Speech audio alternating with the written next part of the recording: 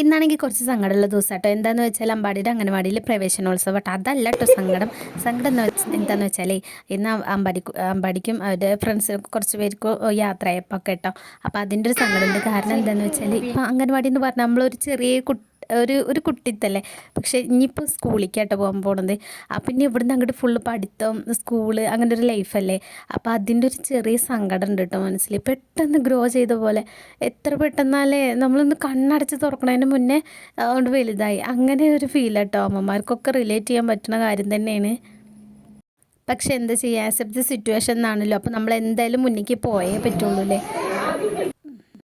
അപ്പോൾ എല്ലാവരും കൂടിയിട്ട് അംഗൻവാടി അലങ്കരിക്കലും പിന്നെ പോകുന്ന കുട്ടികൾക്കുള്ള ട്രോഫിയും കാര്യങ്ങളും എല്ലാം സെറ്റാക്കി വെച്ചിട്ടുണ്ട്. പിന്നെ പായസം ഉണ്ടായിരുന്നു, പിന്നെ സ്വീറ്റ്സും എല്ലാം അതും ഉണ്ടായിരുന്നു കേട്ടോ. ടീച്ചർക്ക് എന്താ പറയാനുള്ളത്? പറയാനൊക്കെ ഉണ്ടല്ലോ, സങ്കടമാണ്.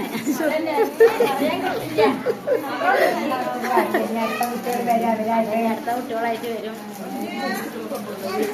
എന്ത് കാര്യത്തും വിളിച്ചാൽ വരിക.